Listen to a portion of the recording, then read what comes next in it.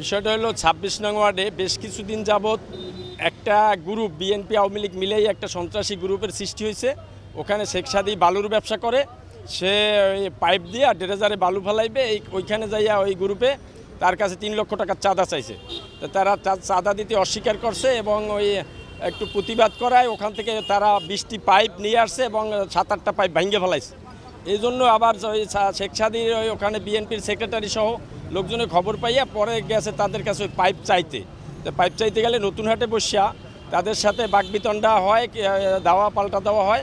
ওখানে পুলিশ যাইয়া ওটারে তাৎক্ষণিকভাবে প্রতিহত করে।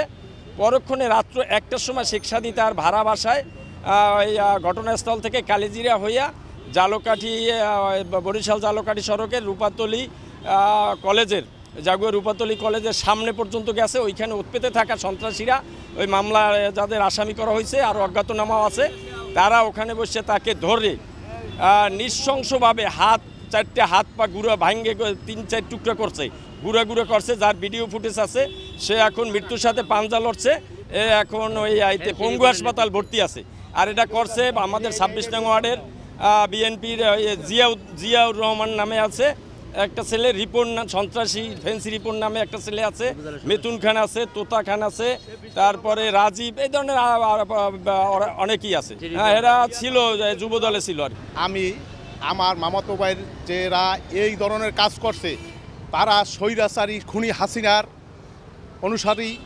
এক ঘরে কেউ করে নাঙ্গল মাকড়া, কেউ ধানের শীষ, কেউ নৌকা মাকড়া, এটাই বাংলার জমিনে চলবে না। আমি আমার ভাইকে যারা পরিকল্পিতভাবে হাত পা ভেঙে কোপানো টেডা দিয়ে কোপাইছে তাদের আমি বিচার চাই, কঠোর বিচার চাই। বিএনপির নাম ভাঙ্গাইয়া এগুলা আগে আদেও সন্ত্রাসীরা কার্যক্রম সবসময় লিপ্ত থাকে। তারা গাঁজা ফেন্সি এই নিয়েই তারা নেশা ও পেশা এবং মা বোনের ইজ্জতের উপরে হয়রানি করে এবং তাদের ভয় কেউই গ্রামের সাহস সরল মানুষ কখনো কথা বলার মতন পায় তারা পায় না। আমি আমার ভাইয়ের খুনিদের বিচার চাই, আমার ভাইয়ের খুনির বিচার চাই। এই সন্ত্রাসীদের গ্রেফতার চাই, এই সন্ত্রাসীরা যাতে